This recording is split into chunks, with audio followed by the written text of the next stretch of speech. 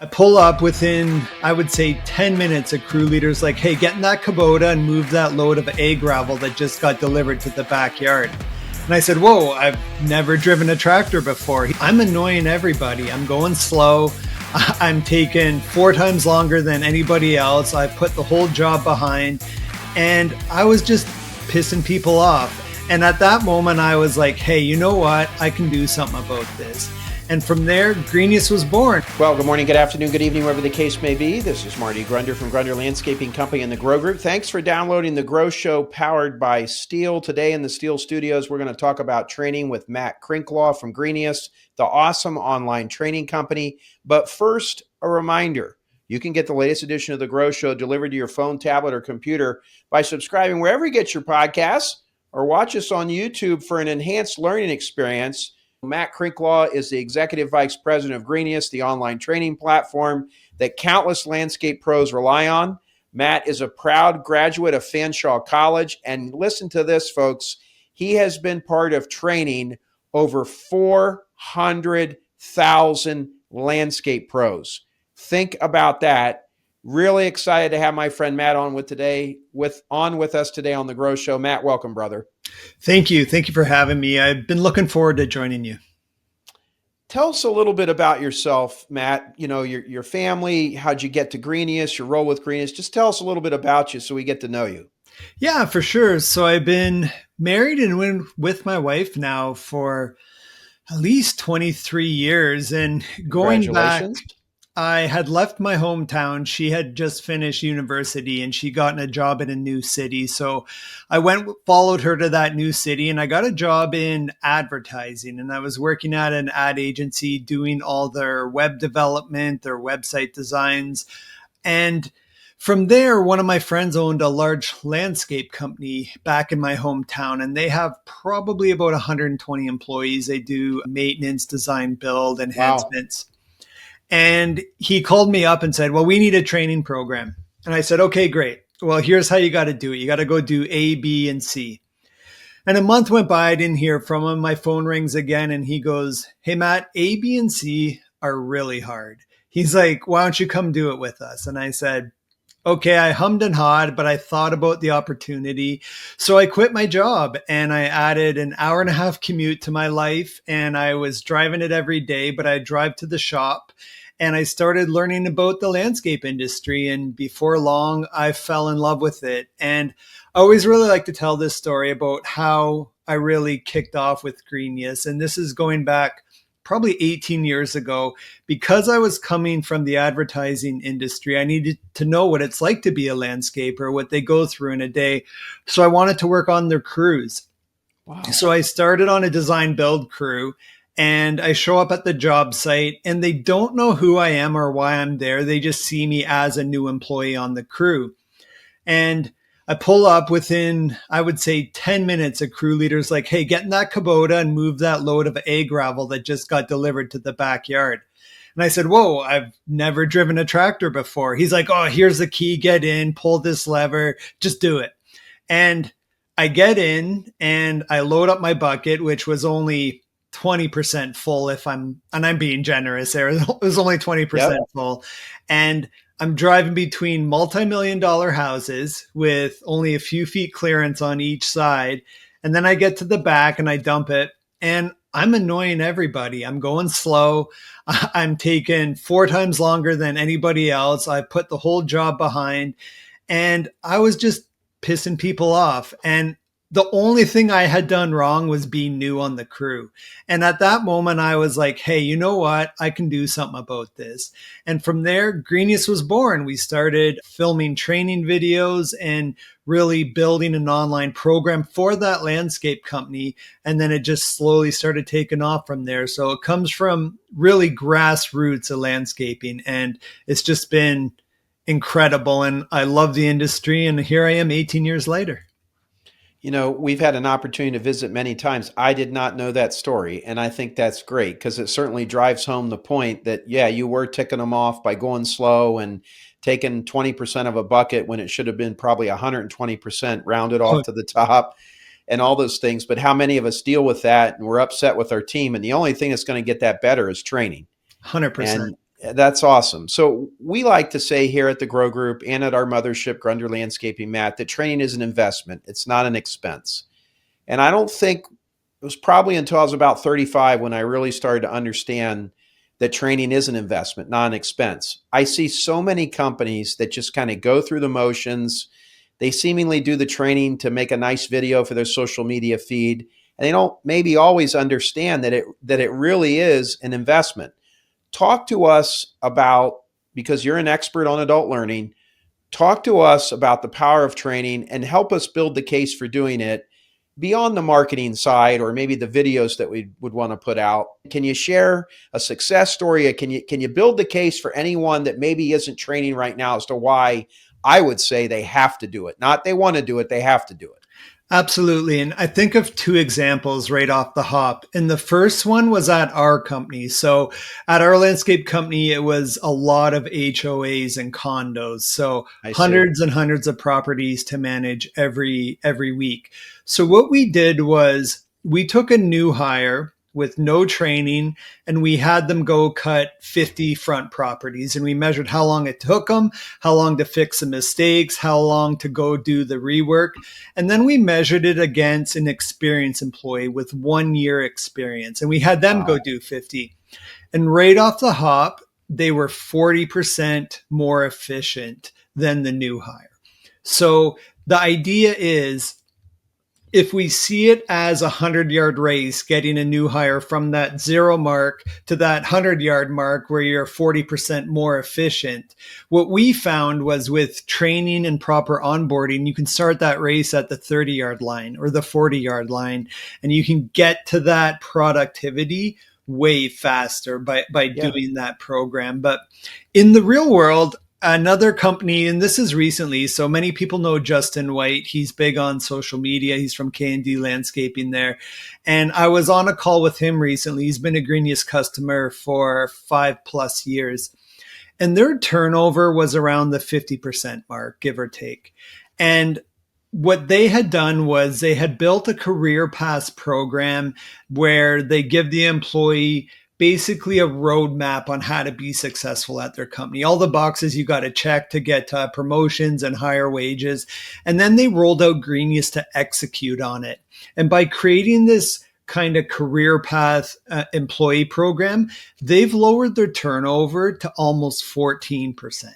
So that's a 30% reduction in employee turnover. And what that means is the people are staying longer. You have a wider berth of more experience, more efficiency, and you're just going to start seeing less mistakes. You're going to see less equipment damage. And all of this starts slowly adding more profit into the business. And for them, the amount of reduction in turnover and efficiency they're gaining is like 5x their cost of greenies. It's just a no-brainer. It's a small price to pay to get all this benefit back. Yeah. And I know we've seen here at Grunder and in the countless over 250 now companies in our peer groups, the benefit to, Dale Carnegie said, take an interest in others and they'll take an interest in you. I think in terms of training, you're showing your interest in your team. And I think any form of training, it can be online training, the things that Greenius does. It can be taking them to our event, Grow. It can be sending them to a local event. I don't see how you can logically argue the case that making an investment in your team doesn't come back at you. They certainly, there's a bond that's built. Certainly, we always feel good, I think, as employees when people decide and they see you taking an interest in them. I think it goes a long way. So you're an expert at adult learning, and that's what I really want to try to gain out of this conversation today on the Grow Show powered by Steel, Matt. And Greenius is merely a delivery mechanism. And you guys do an incredible job with Greenius, but I think more importantly, you really understand adult learning. And you know a lot about that and how adults learn, because I think it's not as simple as people think. What are the things we need to know about adult learning, especially for production people like landscapers? Because I will share a little bit of inside baseball about the Grow Group. Last year, we had almost 1,100 people at Grow in Columbus, Matt. None of our programs, and this is intentional, are over 45 minutes. because we know the attention span wanes and we want to get people up and moving around. We try to put on an event that I would want to attend, first of all, and that I would want to spend money to have my team attend. So I know you know a lot about adult learning, and I think there's a little bit of a difference between teaching a group of CPAs continuing ed and landscapers that are doing techniques and tactics and things. Can you tell us what you've learned about adult learning and make us better? Yeah, for sure. And this has evolved over time. What's the case 20 years ago is definitely not the I case see. anymore. And on-demand technology has changed that. We all remember 20 years ago when you wanted to watch your show, you had to schedule it on your calendar. You had to be at home at that time. Otherwise, you just missed it. Versus now we have services where you can just call anything you want when you want to watch it. That And is such a great point. I never even thought about that and how much easier and more effective that makes the training. for sure. And Yeah, you can train when you're ready to be captivative, right? So it's not forced on you when you're not ready. You can just go watch it when you're ready. But essentially, adults, really anyone in general, likes to learn in one of three ways. You like to read about it, you like to listen about it, or you like to be shown how to do it and work with somebody. So everyone has one of those that they naturally gravitate read, towards. listen, shown. Read, listen, shown. Exactly. Okay, And I know for me, I can read all I want, but until I have it in my hands, that's where I really start learning. makes sense. Versus, I know people that can read a book and be really educated on that topic. So we all gravitate to one of those three, and we kind of know which one we like to do.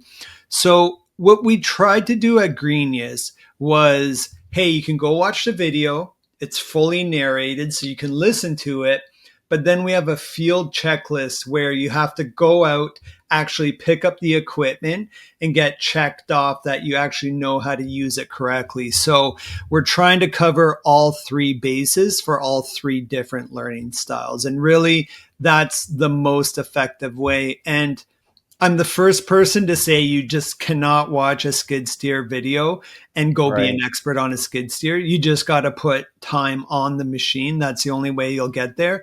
But what if you know the correct PPE? What if you know that your visibility is terrible in a skid steer? You got to watch out for your coworkers. You know how to fuel it correctly. You know the risks. You know to walk the job site. All these things that you take for granted as an experienced operator that you assume everybody just knows.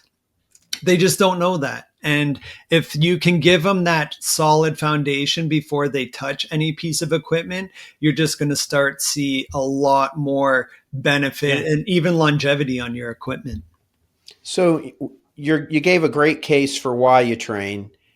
What do you train on there? So I hear what you're saying as far as the nuances of the machine, maybe, where you check the oil, things like that, whatever. But you're right. Operating a skid steer, a Vermeer mini skid, a mower. I mean, I know you have training even on blowers. I've heard some people laugh. There's training on blowers. Like, what's so hard about that? Well, you'd be surprised. You think about all the things that we do with a blower and how many hours we spend behind one. Just a real quick story, Matt. So several years ago, I was working with a landscaping company in Arlington, Virginia, and we went out to look at a job site. It was about 9:30, and it was a newer crew that was blowing leaves. And we went in. It was a fenced-in backyard, and it was a pretty big yard for Arlington, Virginia. If you're familiar with Arlington, Virginia, it's a lot of postage stamp lawns. This one was pretty big, and there was a hill in the backyard that went down to a fence.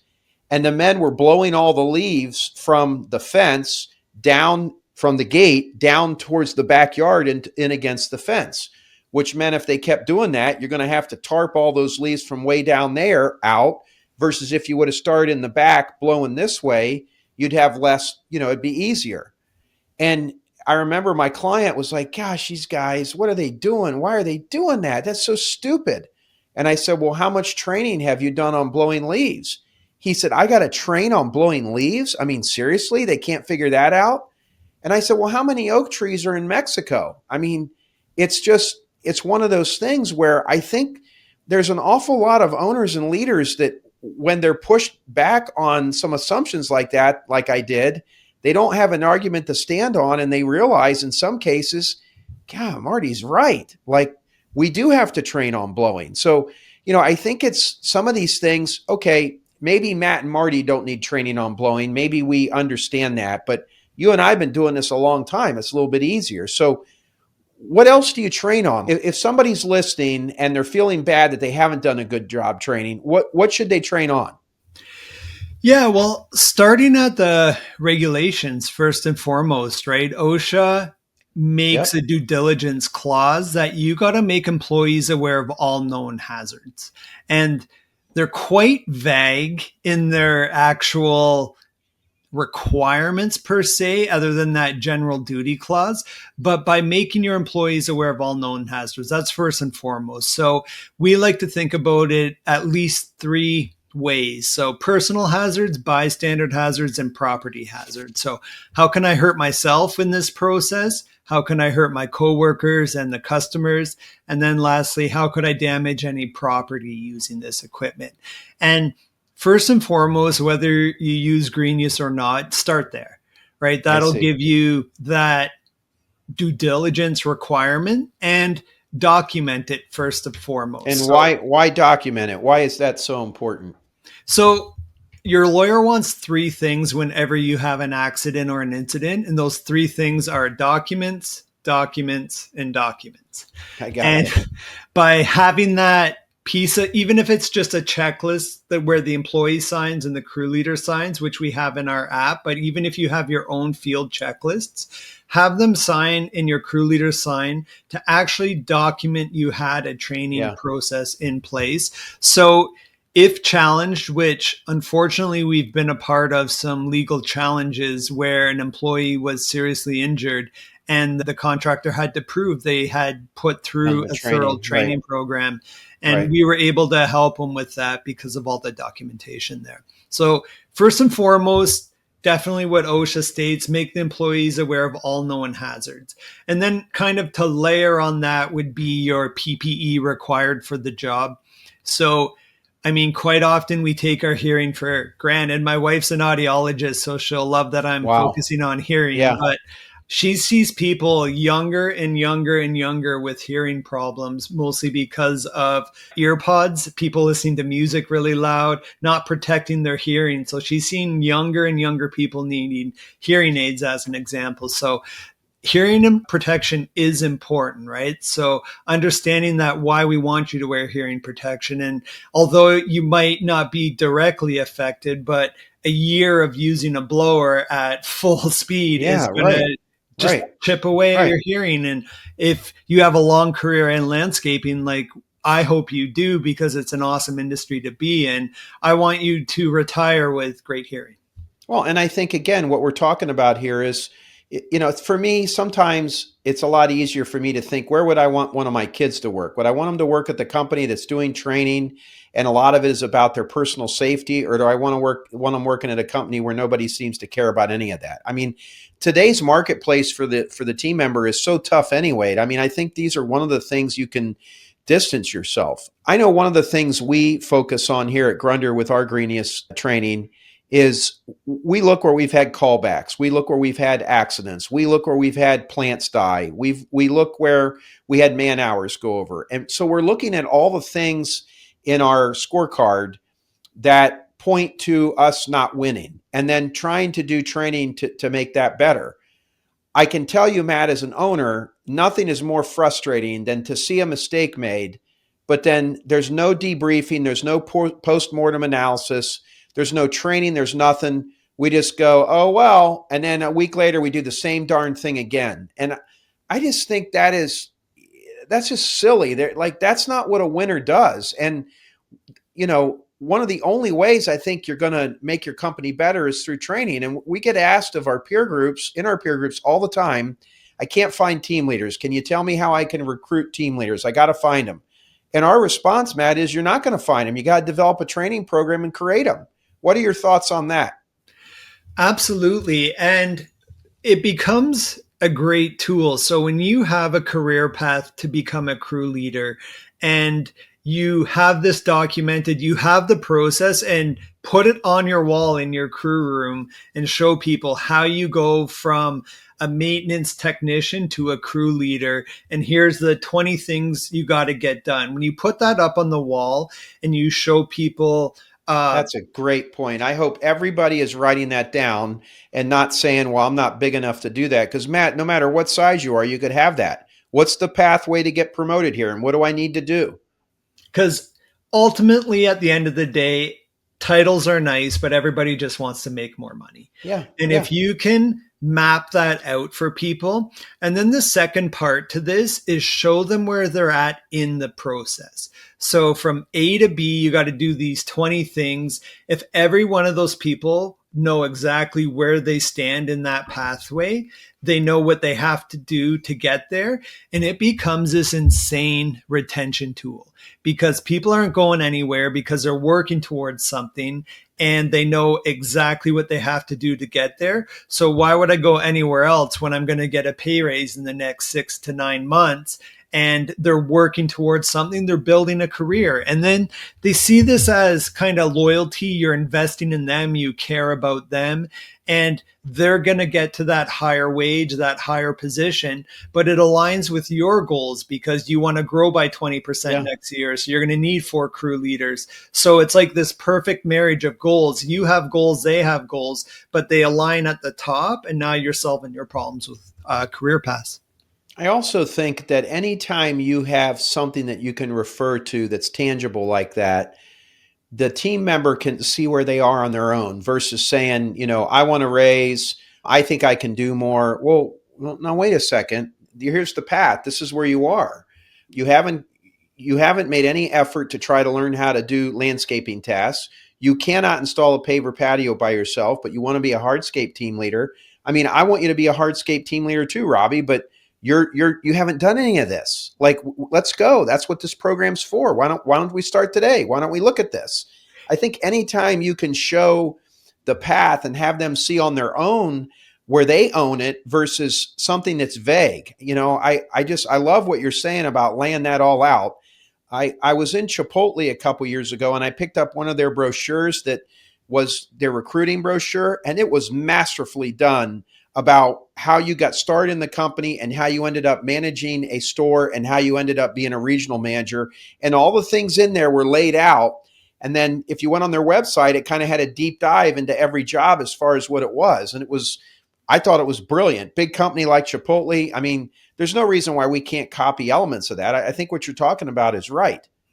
100%. And I've had people come back to me and said, okay, Matt, well, I can only have so many crew leaders and branch managers. What do I do about that? I'm like, build technician pathways. So you can start and first of all, start using the word technician. People want to apply for technician jobs. They don't want to apply for manual labor jobs. So first of all, start using the word technician, but have a maintenance technician level 1, then a maintenance technician level 2, and then a maintenance technician level 3. And each one does align with your business. It's just at a maintenance level 1, you're probably starting on garden beds, small equipment, blowers, trimmers, edgers, maybe a small walk. And then on a level 2, you're probably getting into the larger equipment. So now we're going to start using walkers, large walks. And then maybe at a 3, you start doing your crew leader training, or maybe you're using Kubota for wide area mowing, and just build these technician levels. And then they can work up through those. And then you have maybe a bunch of level 3s. And from there, you can pick your crew leaders. And then from your crew leaders, your branch managers. And you just have this full employee development program. It makes total sense. And love how you laid it out like that. And the technician is a point well taken, something for us to think about here at Grunder. I know another thing that we've learned about training. A few years ago, I had an architect draw up plans for a new building. We started looking at what we were doing, for what it was going to cost us to build a training center. We could buy 4 box trucks and get them on the road and grow. We probably could have done both, but it really, at the end of the day, we were building a training center that I think we were over, not the rest of my team. I was overthinking what you needed for training. This morning, we were doing training with 25 men and a couple women, and we were standing in our shop. We had stools that they were sitting on, and there were monitors up and they were going through Greenius training. So talk to us about some of the setups that you've seen. It doesn't take anything fancy, and talk to us a little bit about how Greenius can make that easy for you to train no matter where you are. I know when I got started, Matt, I was in a little pole barn, but it was clean, and I seen what we see in Greenius. We easily, when I had 15 employees, we easily could have used that in that little barn to train. Talk to us about that, please. Yeah, so we have a group training option, and how we ran it at our landscape company was we would assemble everybody. Say we're doing a maintenance training rodeo early in the spring to kick off the season. Everyone would come in, and then we would go through the videos together as a group. And with Greenius, each individual person takes attendance as attending that group training session, but they each get individual credit for attending that. So you would watch your videos on the equipment, use the exam as a discussion point. So if you're facilitating it, say, okay, what do you guys think about question number 1? And you talk about it and educate them. They work through the video in the morning, and then in the afternoon, we go out to the yard, and there was stations set up, and each crew leader would then take their own crew. So now you're in groups of probably 3 or 4, and they would go through each piece of equipment that maintenance crew is going to use. And then at the end of the day, they would have a barbecue to cap it off. So then now in just one day, you've trained your entire maintenance division on how they want it done. But each crew leader has a chance to show their crew member how they want it done at the same time, because each crew leader is accountable to the route. So they might want things done a certain way, and they can really dial that in.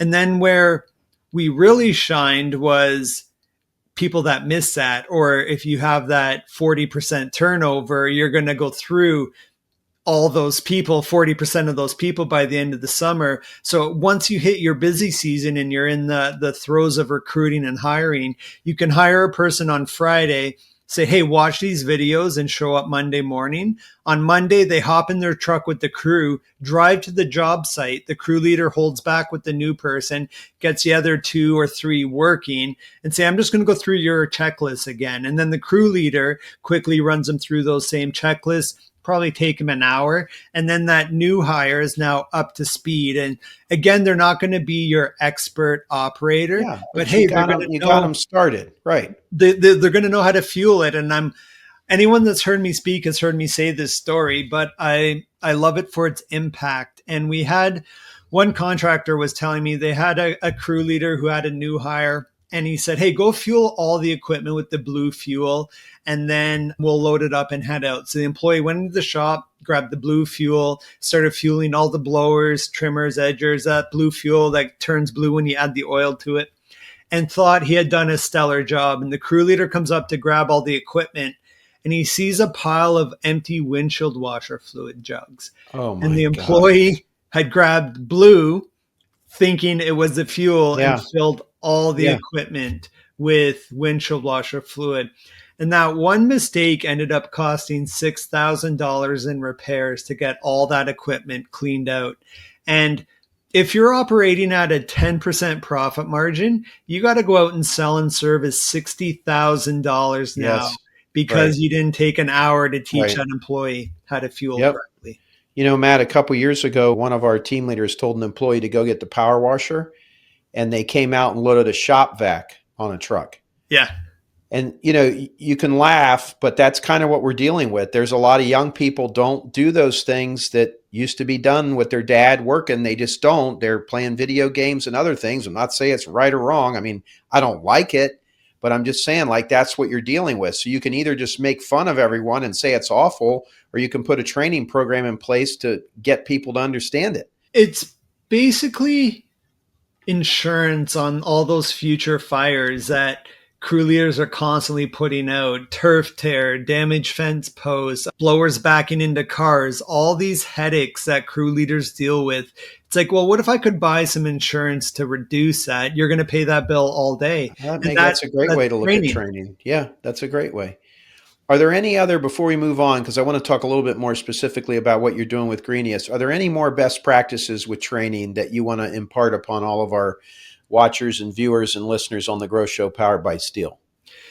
Yeah, just get started. Don't get overwhelmed by creating a perfect program, or you'll just Okay. never get started. Just commit to a program and then continually build on it. And even if you just start with your new hires. So if you said, okay, great, you know what? I agree, we got to do more training. Let's just start with the next 5 people we hire, try it out. And then once you get it up and running, you can start training your experienced Yeah. employees and just get started. Just get started. I love it. All right, Matt, Greenius, it's an amazing tool. I find it to be very affordable. Let's talk about how Greenius works specifically and why it's been so successful. Can you touch on the high points of that? Yeah, for sure. So first and foremost, it was built by a landscaper for landscapers. So everything we've built has been from the ground up. It's all been tried and tested.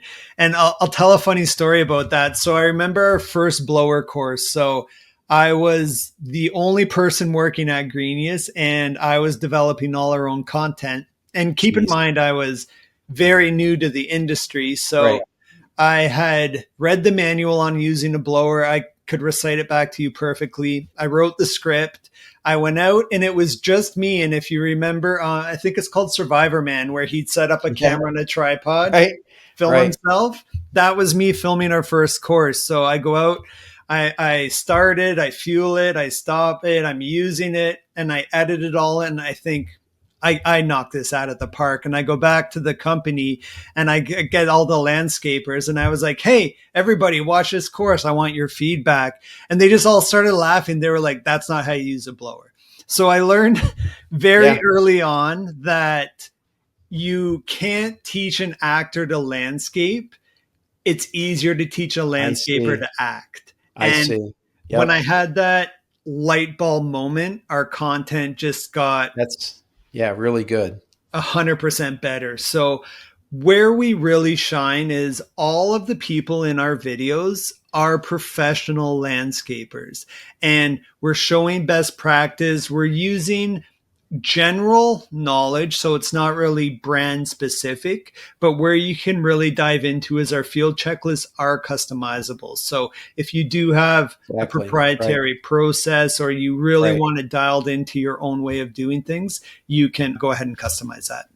And it's been nice to see it evolve because a lot of that stuff in the last 3 years that we've been using it, it's just much more user friendly. It's much more applicable. You really can customize it. The basic videos that you have are fantastic. Yeah, you're going to watch a video and say, well, we don't do it exactly like that. But in most cases, Matt, it hits 95% of them. When you go to try to, if you're going to be one of these guys that thinks you're going to do your own software and all that stuff, I mean, have at it. Go spend time doing that and see where that gets you. You're going to call me back in 2 years and say it was a mistake.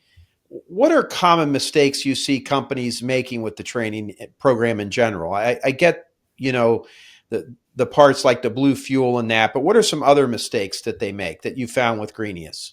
Yeah, the two biggest things I can really see, and this is a pattern from thousands of contractors. So this comes from a well-informed place. It's one, not identifying key people and getting their buy-in. So first of all, who's going to own this process? Who's going to be responsible once you hire somebody? Who's going to get them into the system and ensure that they get that training assigned? So that's the first part is I who's going to see. own this? Yeah. And then the second part is getting the crew leader buy-in. So getting them to execute on those field checklists, make sure they know how you want to train people, understanding that, hey, this is really important. So getting those stakeholders really involved is really key. And then adoption. So a lot of a lot of contractors that do really well with this go all in and they said, we're willing to change our culture and build a training program. So they go I all think in. that is the best point that you've made so far, Matt. I think that's it. It's about changing your culture. It's about taking an interest in your people. It's showing them a career path. It's making, it's taking an interest in them. So they take an interest in you. It is changing the culture. I was in a meeting with a large landscape company. I won't say their name, but there was two ops managers and one of them was all in on Greenius and saw our value and potential and was really excited. And the other one only had kind of the toe in the water. And then we were going through this process, working out the best program for them. And that skeptical ops manager goes, well, this is going to change all our culture. Why do we want to do this? And the other ops manager goes, exactly. We want to change our culture. We want to get better. And it was funny how the mindset, the negative person that took the negative mindset, like, was exactly what will cause it to fail. You got to be committed to changing. You know, it's funny, Matt. We ask anyone I'm working with, if I'm coaching them, if I'm teaching a session, if we're facilitating a peer group meeting, one of the things I always like to ask the contractor is, would you want to work for you? And when I listen to what that guy's saying, like the one ops manager I'd want to work for, the other guy wouldn't, because the other guy sounds like he doesn't want to do anything extra. He doesn't give a darn about you. The other guy on the surface may sound less selfish, but I would say his actions actually, that's the right way to go, because it's going to make his job easier in the long run. You know what?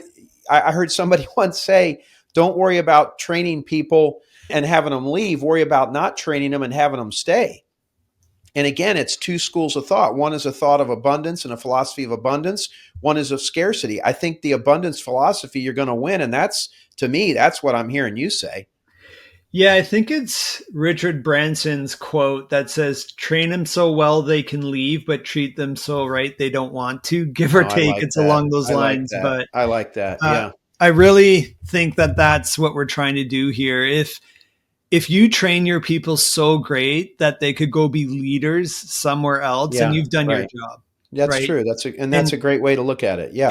It's going to happen. That's the reality. People are going to. So what you're saying is that's a sign of growth in your firm. And I think you're right. Yeah. And it's not something you worry about. Like, if you worry that running that marathon is going to rupture your Achilles or hurt your knee, you're not going to go all in. You're not going to get committed, and you're not going to finish a race, versus focusing on what you can control and trying to finish that race.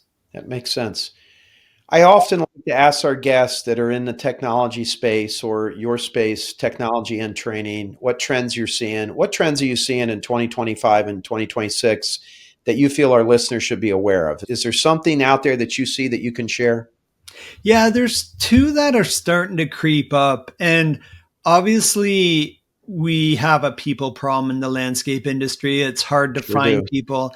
And I'm seeing a bunch of contractors now starting to use robotic mowers to help bridge some gaps there. Yep. So I would say that's an emerging field. And I'm seeing a lot of interesting stuff there. And I actually commented on LinkedIn. I think it's going to raise a whole new cybersecurity issue, because if you're a landscape company with 40 remote robotic mowers, like, what happens if they get hacked and somebody's out there running these mowers all over the place, right? So it's a whole emerging field that I'm finding really interesting. And then the other one I'm really interested in is battery powered equipment. And for me, this one is really interesting. And I think the whole pandemic shift to work from home has had an impact on landscaping in a unique way, where all these people are at home right now, and then these tradespeople show up to service properties, and everyone's getting kind of annoyed by the loud equipment and by the drain. And I'm seeing contractors going to full battery crews and winning more expensive contracts because they can come in quieter, they can work a bit more efficient. People are seeing them hire a green company. So I really think that those kind of two fields. And then the third one, if I can have a bonus one, is the impact of AI. And I know it'll never replace tradespeople. I think it'll help them be more efficient. I don't see it replacing anybody, but I think those are what I'm keeping my eye on. Those are all points well taken. It's going to be very interesting to see what robotic mowers do, what the battery operated, and AI. Those are all things that are amazing. I think at the end of the day, one of the things that's going to be constant, Matt, is our lawns are not going to be teleported to India, worked on and sent back. It's still going to require human interaction. And I think there's still going to be a big need for training your people, the hands-on stuff. You're still going to have to show them how to use a nursery spade and all the other things. I mean, I just don't see that going out of the way soon. So I think we're on the right track. Speaking of trends, Matt, we've got something exciting to announce. Why don't you talk a little bit about the partnership that the Grow Group has with Greenius? Very excited to roll that out. Yeah, I'm very excited for this. We are looking at partnering. Well, we are partnering with the Grow Group to bring sales training to the industry. And I think it's the one of many paths. We're just starting with sales training. But Exactly. why I'm really excited is one, it's really expensive to go out and send your landscape sales team to sales training, or you got to pay their travel, hotels, or if you bring somebody in, that's really expensive. We have this platform where your sales team can watch it from anywhere with internet access and get that valuable information during a time when your sales might start slumping. We're going to be Right. here to help train and bring those salespeople. And what else has got me really excited is we don't have any of this in Greenius right now. So it's filling a big gap in our library. And I'm really proud of the Grow Group and Marty to step up and Yeah. help us bring that to Well, the industry. Matt, I'm super excited. It's a way of us reaching more people. I think when folks go through the Greenius training, they're going to see my enthusiasm for sales. And Matt, at the end of the day, nothing happens till somebody sells something. And I frequently find they tend to be younger, upstart entrepreneurs, which have landscaping companies, and they're very infatuated with the equipment. And they want to, and I always tell them, listen, you love the equipment, love the equipment. You want to buy more? Yeah, I'd like to buy everything. I want to buy a Bobcat. I want to buy another this. I want to buy a dump trailer. Listen, if you grow your business, you can buy all this stuff. And so what we're hoping happens is a lot of these folks that are excited about the equipment, they want to go and do some sales training. They want to figure out a way to grow their business through making more sales. And we're going to do that. We've got our best stuff there. And Matt, super excited for the opportunity to partner with you on that. And we're going to change some lives. I know we are, because just the convenience of it, the platform that you have. And at the end of the day, folks, we're really good at training, but most of our training is in person. Greenius already has a platform that works. We like it. And Matt, I've already told you this, but I want to let everyone else know this. We want to do this. Our own team's going to use this, Matt. This is a way for us to train our people better. Yeah, I can stand up in front of them and I can do all these lessons. But if we've got this on the Greenius platform, we can have them watch it. They can take a test. They can back up and watch another one. They can go through it again. We can have certain modules that get reinforced and they can watch several times. It's just going to be, I'm so excited. I'm excited to do it for other contractors, but I'm really excited for my own team to use the product because I think it's going to help us. We've got 2 branch offices. We're going to have a 3rd in the next 3 years. It's becoming difficult for us to train. So again, all this stuff that we're doing at the Grow Group, folks, it comes from our living laboratory at Grunder Landscaping Company, our mothership. We truly can relate to what you're trying to do. And I'm super excited about this offering. And I appreciate the faith that you've shown in us. And I think we're going to have a lot of fun. Yeah, and it aligns with us, industry knowledge, right? We're not faking it. It comes from a place of a lot of hard-learned lessons, and Amen. we That's get true. to bring the best of what we learned and share it with everybody. That's what I think makes our content so valuable, is that you don't have to do all the tough stuff. We've done it, and we're going to show you the best. Yep, you're right. Listen, if you folks have enjoyed listening to us today and you want to see how we're using Greenius, okay, and the other things that we're doing, come to one of our field trips right here on the campus of Grunder Landscaping, where I'm emanating from today. We have limited spots available. There's some information attached to this. Go online to growgroupinc.com, sign up for one of the field trips. Come see us, see how we're using Greenius, and we'll give you a firsthand account of it. Matt, I've loved having you on today. Thanks for your wisdom and your insight, your support, your friendship. You're a good man. Thanks for having me, Marty. This is awesome, and I'm just so excited. Thanks for having me. Well, we're going to be talking a lot here. We're going to be rejoicing, and when I see you in person next time, we're going to have a little alcoholic beverage to celebrate, okay? I'm going to hold you to it. All right, I'm buying. Awesome. All right, Matt. That's going to do it on this week's edition of The Grow Show, powered by Steel. If you haven't done so already, subscribe to The Grow Show, and if you can, give it a rating or share a comment. That helps more success-minded landscape professionals find us.